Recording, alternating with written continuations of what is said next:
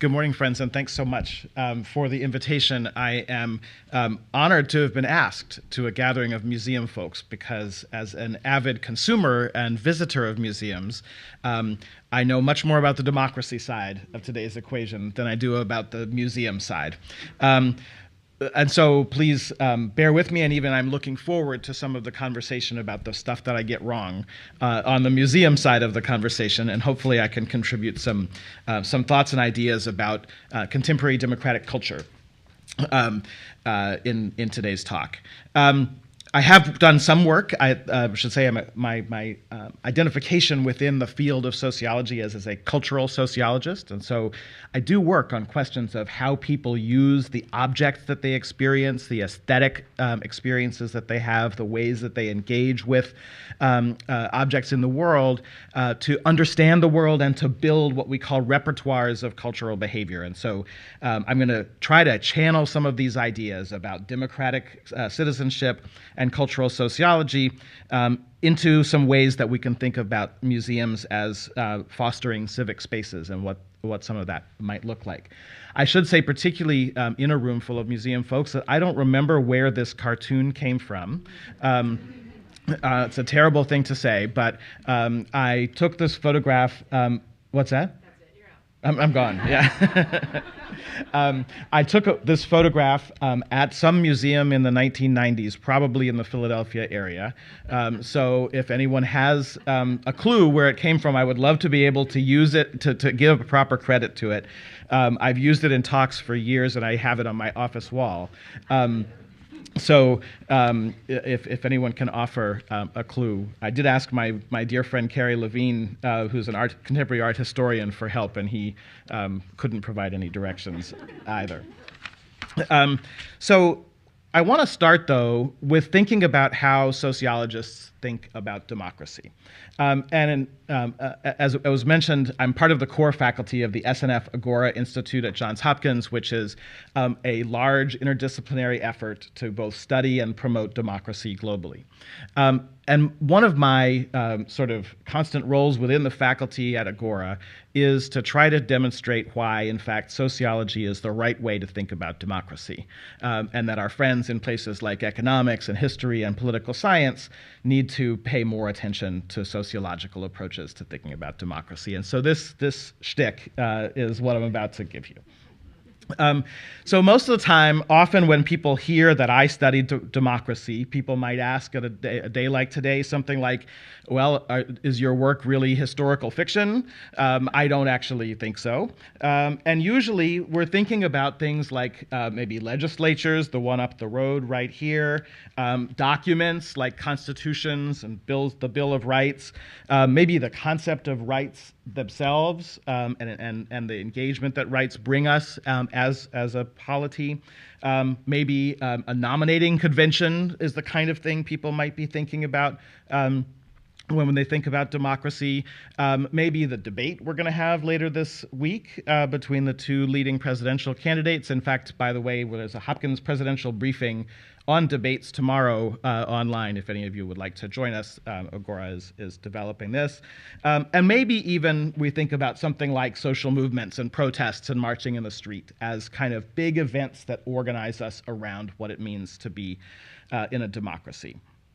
And indeed, the thing that most people seem to hold as the core of democracy is the act of voting. And thank you, by the way. This one I do have a credit for. This is a Smithsonian Institution image. Thank you. Of a traditional U.S. voting machine from the 20th century, probably from Rhode Island. How many people remember voting in a machine, something like this, either yourself or maybe, as I do, following your parents into one in Tennessee, which is where I grew up? Right? So there's an interesting, what I call a semiotics of this machine, of the process of voting in this machine.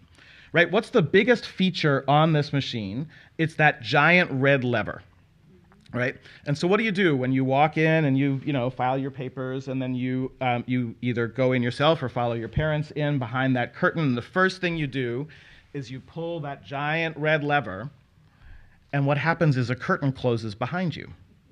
Right? So there's all sorts of good material reasons for this, and the political scientists can give us that. I want to talk about the semiotics of this. I want to talk about, that is, what does it signify to the voter when she walks in behind that curtain?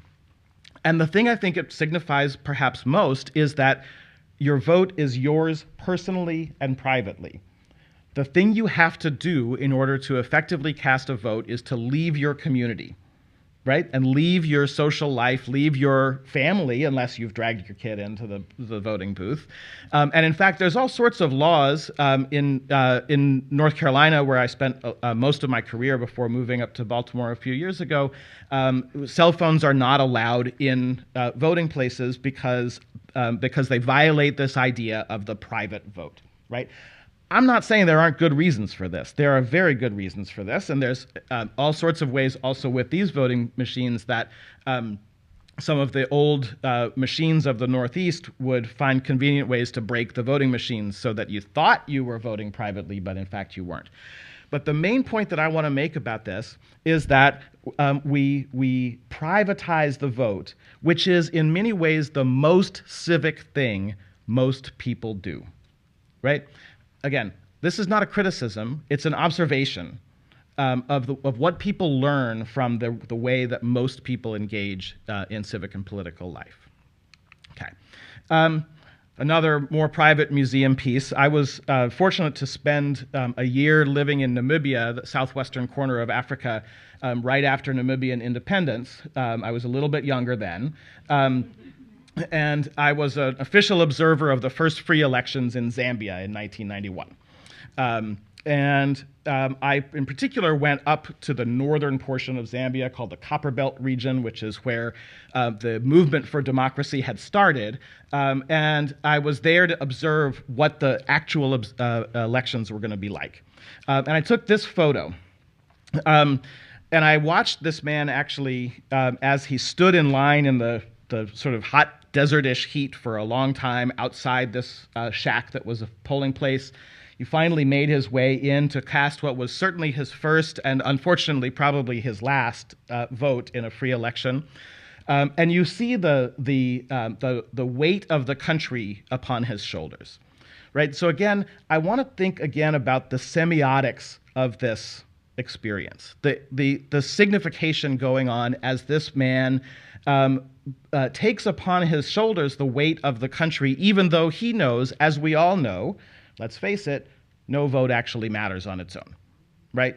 And in fact, the process by which he's doing this is designed to explain to him, on the one hand, its importance, and on the other hand, that it's only important as part of a big social community that he's engaging in. Now, I also want to point out the semiotics of this one. This is a ballot box in a public space, right? Everyone can see him doing the actual vote of the actual act of voting. And then I, as an official observer, I sat in the truck with this back box of ballots and many more boxes of ballots as they were schlepped down to Lusaka, which was about a 4.5-hour drive on the truck, and opened in a big gymnasium in front of a crowd of international observers, including Jimmy Carter and his team from the Democracy Center. And as each of these ballots is counted one by one, right? Okay, so we think about democracy as abstractly as a question about sort of voting or rights or participation. I want to ask sociologically, what are the actual experiences that people engage in when they do democracy? And then what do those experiences mean in how they imagine themselves as part of a polity? So I want to suggest instead that we take a step back from these kind of relatively straightforward kinds of democratic engagement and ask about democracy as a way of thinking about the idea of voice. And this is going to give us some ways that we can then, I hope, think about museums as civic spaces that might be able to foster kinds of voice. I like to start thinking about democratic voice by referring to Norman Rockwell's famous painting, Town Meeting. I really tried to source these. I think this one is at the Metropolitan Museum of Art. Here, an apparently working class man is standing at a rail in some sort of public forum, presumably given the title, a town meeting.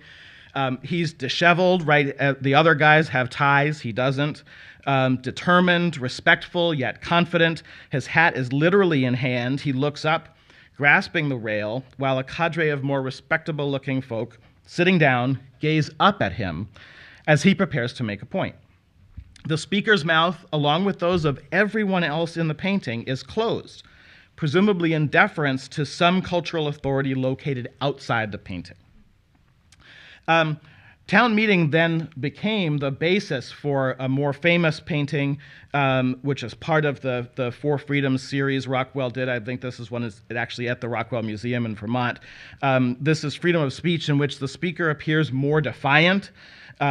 He's now looking up defiantly as opposed to flat, and his, interestingly enough, for some I'm going to talk about before about questions of information in democracy, his audience he and his audience have all gained copies of the town's annual report. It wasn't there before in town meeting, but it is there now. These illustrate the ideals of defiance, individualism, the erasure of class privilege, and communicative competence that run through common sense ideas of democracy. I want to emphasize that these ideas of voice didn't stop in the Rockwell period, and that many people think about voice as a central part of how they think about doing democracy as well. This photograph of an anti-Obama demonstrator was taken by one of my research assistants at a 2010 Tea Party rally in North Carolina. And once again, it has this similar sense of both class erasure, defiance, and protest that are part and parcel of how people think about the exercise of voice as part of democracy. All right, so if I've managed to refract backwards from the stuff that happens in this city, for example, and think instead about democracy as a cultural practice, I want to suggest then what we might actually be looking for in democracy. And what I want to suggest is that a sociological definition of democracy is as the set of practices that people use to share a polity with people who are different from them. So let me talk about a couple of pieces of this. First, sociologists like to talk about the concept of practice. Practices are patterned or institutionalized shared ways of behaving. There are things, if you think about, like, people don't just behave randomly, right? They behave in ways that are relatively patterned, relatively predictable, and that are shaped by the scenes that they've been in before and the scenes they find themselves in now. So practices go far beyond what we normally think about as just politics, from voting, legislatures, and policy to social movements. All of those are practices, but there are many more practices that teach us how to be parts of a polity that are much less explicitly about the kind of political Washington, D.C. world. And so I want to suggest, first of all, that we think about democracy as a practical thing, not as an abstract thing. The second piece of this is a polity, right? A polity is an organized political group. You can think about it as the political facets of a society, right? So what we're trying to do with those practices is find ways to share a polity with one another, right? We're not trying to just express the self, although expression is one piece of it. We're doing work with those practices to learn how to share a polity with one another. And then I think the most important piece of this is the emphasis on real, true, and frank difference. I'm going to talk more about this as well.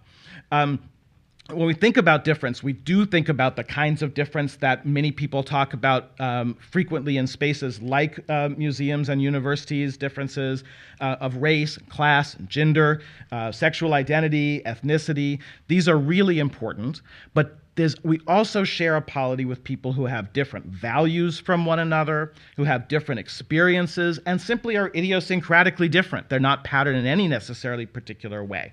My main point here is that there's no point in democracy if it's not about engaging difference. Sharing a polity with people who are like you is a no-brainer. It doesn't take very much work. The reason why democracy takes work and takes practices is specifically because it's about sharing a polity with people who are different, okay? And what I'm going to suggest, and I'm building a lot here on my collaborative work with Chris Lundberg, my former colleague at UNC Chapel Hill. We're collaborating on a bunch of work about good democratic argument. What I want to suggest is that the way we should think about this is that argument is the practice that people use to express and defend values and ideas in the face of disagreement. And in this sense, the right metaphor is to think about democracy as our social argument in public. And the quality of that argument is the quality of our democracy. And so what I want to then ask is, what's wrong with our social argument? And what are some of the ways that our social argument might be improved, particularly through the kinds of civic spaces that museums might foster? All right, so you might be thinking about, right, if you, again, when people say, oh, your work is on democracy, is that historical fiction? People are usually thinking about something like this. They're thinking about maybe the polarization that we experience in society, the idea of epistemic closure, which is just a fancy way of thinking about filter bubbles and echo chambers, right? The fact that people select into their own cultural information spaces. Maybe we're thinking about incivility, the fact that people are, and empirically it's true, really mean to each other in the public sphere. And maybe we're thinking about questions of misinformation and disinformation, that people have bad facts, bad information, and therefore they're making bad decisions. And all of these are true. They all are empirically demonstrated. And what I'm going to suggest is that no one of them on its own actually is sufficient to understand sort of what's wrong with our democratic conversation, democratic argument, and what might be improved through better civic argument. And I want to focus first on the one that I think most people really pay most attention to, which is the idea of information. So when we talk about the problem of social media, bad social discourse, often people say, well, the problem is the other side has the wrong facts. They have bad information, right? Maybe that's just misinformation, right? They have it innocently, they have the wrong information. Maybe it's disinformation, that is someone worked hard to lie to them so that they have a bad set of facts. Maybe it's even one step further, a propaganda. But it probably emerges in some way on people's experience of social media, right? We think about social media as the sort of cesspool in which people experience misinformation, disinformation, and propaganda. And because of this, because they have bad facts, bad information, they end up making bad decisions. There's something really interesting about the democratic dysfunction argument about information, which is that it kind of looks similar whether you're on the right or the left. Right? So left-wing commentators will say that right-wing folks refuse to believe the science, that they engage in willful misinformation, which leads to dangerous behavior in one way or another, that conservatives lack moral sentiment, or they're ignorant of systemic injustice, that is, they don't care about the moral questions, and furthermore that they are essentially ideologically mediated, which means that they essentially build an argument on their commitment to an ideological position. Meanwhile, conservatives say things that look awfully similar, right? That they say liberals are institutionally mediated, whether it's through the swamp, the media, the deep state, right? They're taken in by a set of lies that give them bad information. They're overly committed to the vague term called identity politics, and they therefore lack authentic voice. They lack the capacity to say what they actually think. And interestingly enough, they too say liberals are fully captured by ideology, right? That they're mostly thinking with this sort of abstract set of rules around their commitment to a particular ideology. Interestingly enough, the shared presumption of this is what Chris Lumberg and I have coined the information hypothesis. And you get it from both left and right. So Daniel Patrick Moynihan is probably his most commonly quoted phrase, everyone is entitled to his own opinion. Yeah, he did say his own opinion, but not his own facts, right? Or on the right, Tucker Carlson, facts don't care about your feelings, right? So once again, this is a shared commitment to the idea that the problem is different facts. There's a shared commitment to evidence or facts or information as the terrain for address. That is, there's the assumptions, a set of claims in the information hypothesis that better facts will make for better decisions, and that disagreements can be settled by reference to facts that come from outside the disagreement itself. whether those facts are about climate change, about vaccine usage and effectiveness, about the 2020 election, that we can settle disagreements mostly through the application of facts that are in some way undisputed. The information hypothesis, as Chris and I have worked through it, has three implications, each of which we think are incorrect. One is that that information is an object or a product, not the outcome of a process. And I'm going to talk about this piece in particular because I think it's a way that museums do a much better job than other places that foster conversation. Two is that information is content, and the communication process is just the neutral conduit that carries it. And that three, information is external or factual, not functional. That is, it's a thing that exists, not a thing that does. And that therefore, information, facts, is correcting and completing. That is, what you got to do to make a good argument is to have the right facts. As I said, we think each of these claims is false in terms of understanding how the world works, how argument works. But even more importantly, back to that original point about sharing a polity with people who are different from us, these ideas are also kind of totalitarian. They presume that if you only had the right facts, everyone would be the same, right? And so if we wanted to share a polity with people who are different from us, we have to get beyond the idea that what we're doing is arguing over facts. Now, one of the things that the information hypothesis leads to is the search for the elusive superfact. The superfact is that one fact that is indisputably true, that is, you're not going to get an argument over whether, in fact, the fact is a fact, and that it conclusively demonstrates that your opponent is not just wrong on the merits, but is also morally bad. Right? Now, it's funny, but it's actually, if you examine the structure of argument, very frequently what people are looking for is a superfact. Now, there's a couple interesting things about superfacts. One, superfacts don't exist. Right? I was talking to my son last night about this as a college student, and he said, well, maybe there might be a few superfacts. I said, no, I really don't think there are any superfacts. But we can discuss this. But furthermore, searching for superfacts distracts us from listening to others' arguments and formulating good responsive arguments as well.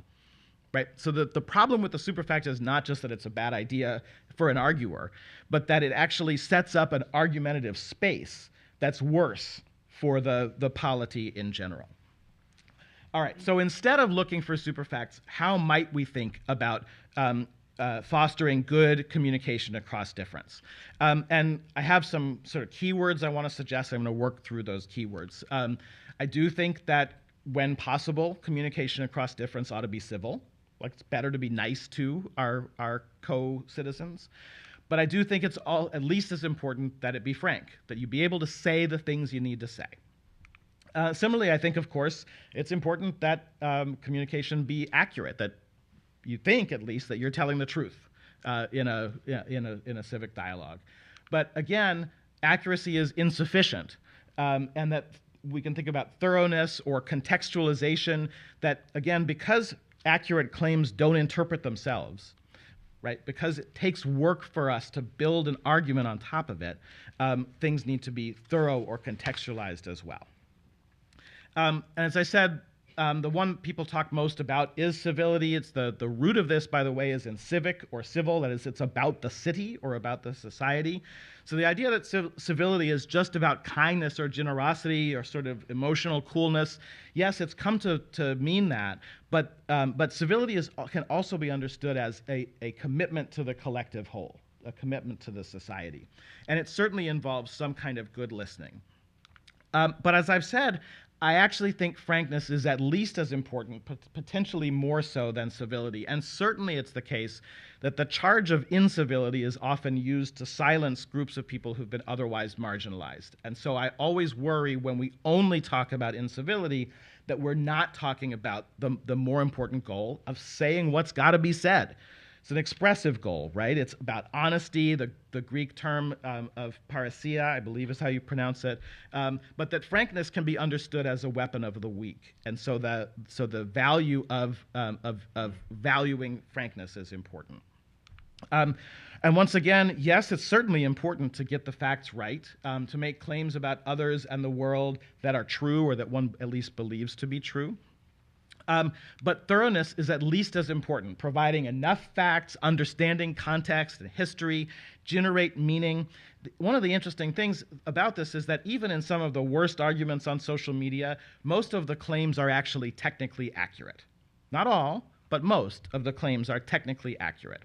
The problem is that the interpretation of those facts is not thorough, is not contextualized, is not set up appropriately. Okay. So, here are some thoughts about ways that we might argue more and argue better in public. Thinking about ways to use evidence, and I didn't say facts or information, to use evidence to improve discussion. One is to state not just what we believe, but why we believe as we do. What evidence supports our claims as to what we think and what we think is important, and trying to understand why the opponent believes as she does. And in fact, one of the things I've been trying to do at Hopkins as we build out a much more robust debate culture on campus is to try to set the goal as not that anyone gets persuaded, but rather that everyone is fully able to understand why their opponents think what they think. If we've done that, I think we've made an enormous amount of progress. To think explicitly and talk explicitly about what foundational values direct those beliefs. To set up goalposts. What could we discover to be true that would change our beliefs? And to listen carefully for evidence and for warrants. That is, the warrants is the set of logic that explains why the evidence supports the claim. Right? To listen carefully for evidence and warrants, again, to try to understand and articulate our opponent's values and claims faithfully. I want to shift a bit to an argument that happens in the real world. And I do think that these are an argument. These two symbols, many of us have seen them many different times. They're not usually placed into juxtaposition, and that's what I want to do with you today. These two symbols are powerful enthymemes. An enthymeme in Aristotelian theory is an argument in which at least one premise goes unstated. And in both cases, they're asking you, the viewer, to do some work to understand this enthymematic thing. So during the Trump administration, a sign became commonplace in front yards across college towns and other left-leaning neighborhoods. The one on the left says, "We believe Black Lives Matter, no human is illegal, love is love, women's rights are human rights, science is real, water is life, and injustice anywhere is a threat to justice everywhere." Each of the slogans on the sign was well known before the signs themselves started popping up. Indeed, each represented one or another social movement of the past 10 to 15 years. Black Lives Matter, of course, emerged in the wake of a string of police killings of black people across the United States, and its simplicity made it at once a popular social media hashtag and a potent movement. No human is illegal combines a moral statement with a lexical point, referring to the common shorthand by which undocumented migrants are labeled illegals. The slogan highlights the injustice of that shorthand while also representing support for those migrants. Love is love is a tautology, expresses the claim that lesbian, gay, bisexual, trans, and other sexual minorities should be treated equally. And essentially, the tautology implies all love is the same, though it's not clear whether adherents would agree with boundary cases. Women's rights are human rights expresses a straightforward value. It does so, though, through attaching women's rights to an implied universal standard of human rights, but human rights themselves are far from uncontested, particularly with respect to gender and sexuality. We'll return to science is real later. Honestly, not sure what to make of water is life. It's not, actually. Injustice anywhere is a threat to justice everywhere is a direct quote from Martin Luther King Jr.'s letter from a Birmingham jail. Arguably his most radical text. Letter argues for mutuality and connectedness among social justice priorities. Now, the main point of this sign is no one of these slogans. It's the combination of these slogans in a single visible text, which declares a connection not present in each of the slogans separately. The sign begins, "We believe," although a variant asserts, "We know," a bold assertion that also calls to mind Ronald Reagan's quip that the trouble with our liberal friends is not that they're ignorant, it's that they know so much that isn't so. This variant, "In this home we know," has also reordered the slogans. It's dropped that "water is life" one, and it's also dropped "Injustice anywhere is a threat to justice everywhere." And it's added the use of rainbow colors in "Love is love," evoking the LGBTQ plus movement's use of the rainbow flag. In opening with "We believe" or "We know," the sign signals two things. First, it establishes the list to follow as a creed. It's a set of principles which one might or might not believe, but which in combination form some sort of coherent whole. Second, it identifies the person or household displaying the sign as someone adhering to that creed. That is, it organizes them around an identity. I am the kind of person who believes this creedal list. As statements, though, each makes a different claim, both as to truth and as to value. To claim, for example, that the women's rights are human rights is most straightforwardly a claim to truth. Women's rights are indeed included in every major statement about the scope of human rights, so the truth value of that claim is relatively safe. But the reason for making the statement is not its simple truth claim. Included by implication is the value statement that human rights are important. Otherwise, why would it be of any interest to simply state that women's rights are included in human rights? Contrast that argumentative structure with another, Black Lives Matter. A lot of work is done by the word matter here. If the slogan is taken as a claim about truth, it is actually counterproductive. Imagine the word already inserted between lives and matter. In other words, Black lives already matter. That would be the meaning of the statement read as a declaration about how the world currently is. But of course, the slogan's not intended as a statement of fact, but rather one of value. Inserting the word should between lives and matter, Black lives should matter, read in this way, the phrase actually implies the opposite of its factual reading. It implies that Black lives actually do not currently matter, or at least do not currently matter enough, and that fact warrants the slogan's utterance. That's why we have to say it. Now, interestingly enough, while most writing guides urge parallel construction for lists, right, in your sort of intro writing thing, you should say that the list should be parallelly constructed. This list violates that recommendation. Each slogan here contains a different argumentative structure, each evoking a different admixture of claims to truth and to value. Because of that diversity itself, what holds the slogan together is their co-presence on the sign. More than mere shorthand, the sign as a coherent text indicates that both the value claim that each slogan shares moral importance with the others, and the truth claim that these values entail one another. All language works by signing, that is, by referring or pointing toward a meaning to which a word refers. Once people who think about language started to think about signs as a metaphor for all language, we got lots of tools for thinking about signs here. The logic of our "we believe" sign,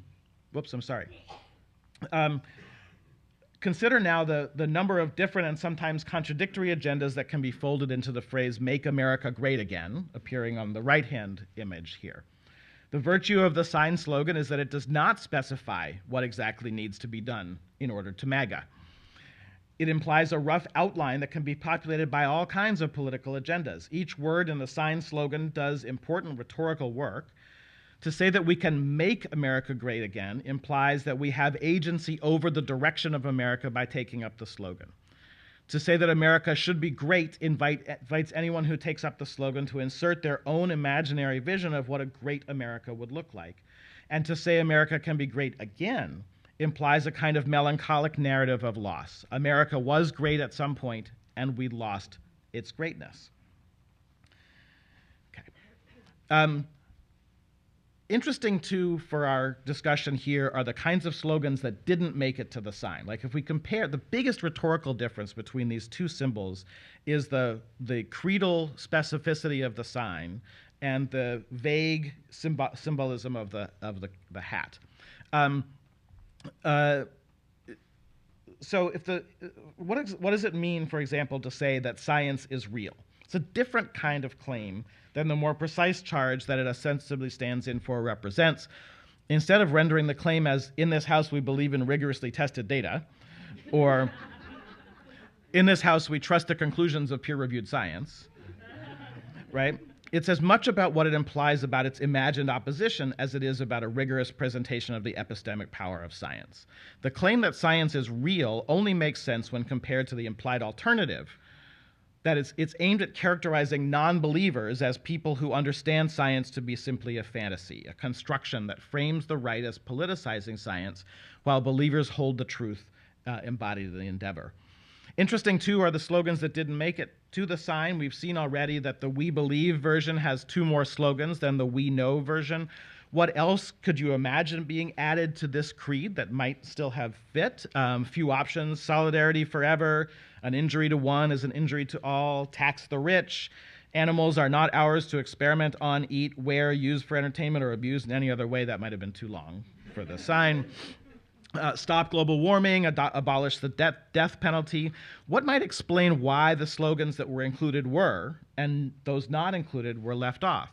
One possibility is what we call in our book work repressive desublimation, which essentially just means that the slogans are there mostly in defensive mode, designed to rebut positions that they assume to be articulated by an unobserved opponent. I do want to return quickly, though, to the science is real piece, because this is perhaps the most sort of lexically complicated piece of this. Science, of course, is a particular, careful, disciplined way of engaging with the world, in specific with practices of evidence. Essentially, as Popper laid it out, scientists enlist in a set of disciplinary rules that they and their readers and potentially the public believe will give them access to the processes and patterns they hope to understand. Scientists designed and documented their own procedures, etc. The credibility of the scientific enterprise rests upon open and rigorous engagement with evidence. But as sociologists of science have demonstrated, what scientists do most of the time is not actually engaged with such evidence. It's more a quotidian process of social communication, defending and reconsidering arguments and claims, and these practices are supposed to help maintain confidence in scientific findings. So science, like any other practice, is of course real. It's not imaginary, it's a real thing. A literal rendering of the slogan would therefore be that the enterprises of science, laboratories, scientists, samples, students, journals, is not made up. Of course, though, that's not what the slogan means. That's not the point. Instead, it intends something more like what science discovers is true, with the implication that that discovery is more true than the truths arrived at via mechanisms other than science. The declaration "science is real" on the sign then paradoxically establishes science's reality as a legitimate question for debate. If it were absolutely real, it wouldn't need to be on the sign, right? So its presence on the sign and its association with the other slogans on the sign produces this weird paradox. The belief that science is real needs to be absolute, but stating that belief, particularly in the context of the other slogans, necessarily makes it a matter of identity and therefore not absolute. Let me just return briefly to our contrast between this sign and the Make America Great Again hat. MAGA is imperative. The implied subject is you, the reader, the viewer, where the sign, the subject is, where in the sign, the subject is explicitly we believe. MAGA is nostalgic. The declarative claims entailed by MAGA that America was once greater, it no longer is as great as it once was. And greatness is entirely contentless. There's lots of space, as I said, enthematically, for people to fill in their goals. All right, so if this is, I spent a lot of time on this particular argument, in part because I want to suggest to you that this is an argument, that that the debates that we have in public are not just the things that happen on stages, on television, in the pages of the New York Times, but that when we think about how people think about their civic lives, it's through these kinds of symbols as well as through these more formal things. So thinking then about civic spaces and the ways that I'm thinking perhaps that that museums might contribute. Where do people find things to argue about, and where do they find the spaces to do it? They may find it in town squares or town meetings. They may find it in virtual public spheres. Whoops. I can't give you that yet. They may find it in virtual public spheres like those constituted through social media, letters to the editor, columns, things like that. They find it through big institutions, largely legacy media, universities, libraries, and they may find them through museums. Interestingly enough, a lot of these technologies that I've posted here developed since the 1970s. In fact, I would go so far as to say most of the technologies that have been introduced since the 1970s have at least tended to privatize. That is, what they tend to try to do is give people the opportunity to choose their own audiences, their own information, their own objects of discussion, as well as whom they talk to whom they listen, and where they're going to have the conversations, right? Most people, most of the time, like this is not surprising, most people, most of the time, don't want to talk about something they aren't already thinking about, and they don't choose to be confronted with ideas that they don't expect to like. This basic psychological self-protection. It's nothing more hostile than that. But in the aggregate, and with the increasing levels of technological facilitation, we are provided with far too many opportunities to put into practice those kinds of bad habits. And so better civic spaces are places that nudge, push, entice, attract, or goad people into doing those things they otherwise don't want to do. And so I want to leave you with 3 examples from my now adopted hometown of Baltimore. I've lived there for 3 years now. Charm City, USA. You should all spend lots of time in Baltimore. That I think sort of express ways that the experience of museums and artifacts might give people opportunities for good, difficult, frank, and civil civic discussions. The first of these is David Houghton's painting Mugshot 24. It's part of his Angry White Men series. This was on display at the American Visionary Art Museum in Baltimore, a wonderful museum.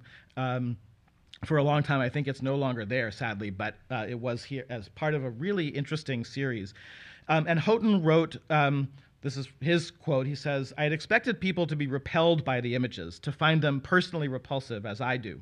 I did not come prepared with a manifesto clarifying what I thought people should think about the works and the exhibition. I value ambiguity and subtlety." I think, by the way, these are democratic values as well as artistic ones. "I dislike being lectured at by an artist or a curator.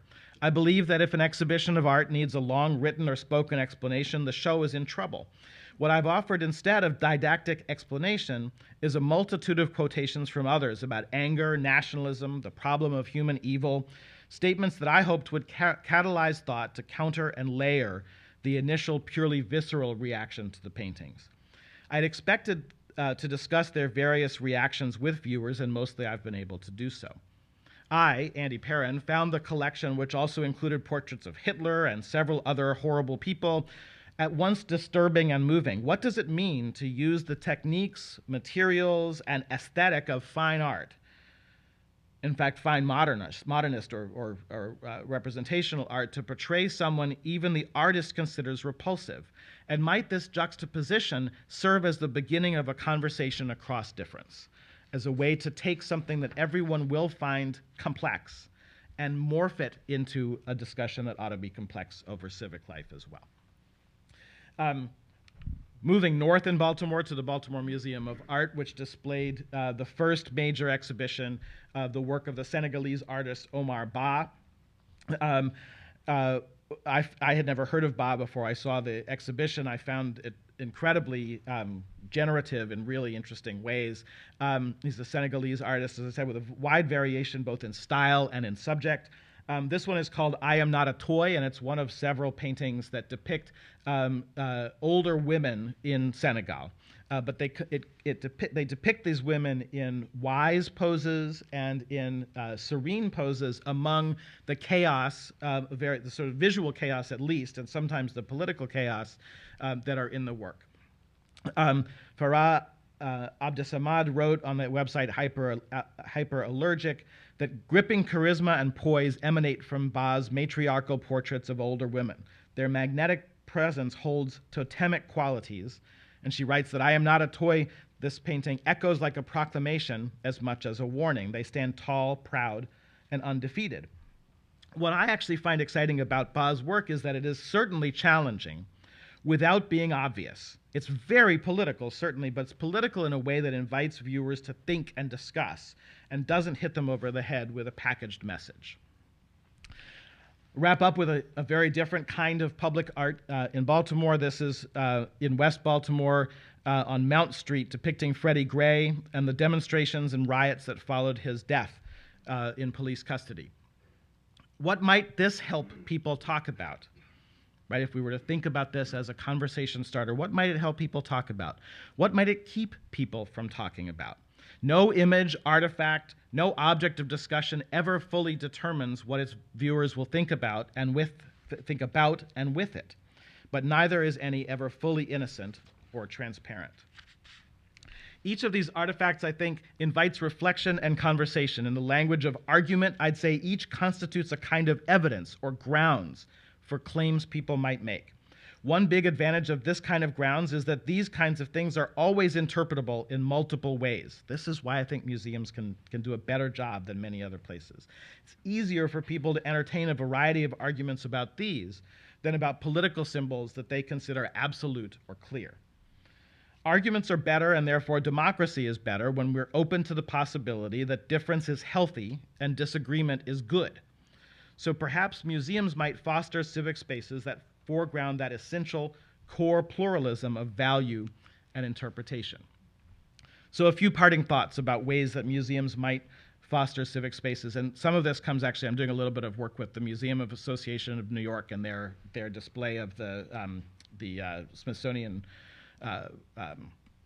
artifacts across Western New York. Number one, don't dumb them down or hit them over the head, right? People are really good at drawing political conclusions and making political arguments. Let them be creative and make those arguments. Two, a principle I think is really important for universities, and I like it here as well. All people deserve safety. It's got to be, as Sarah said, a safe space.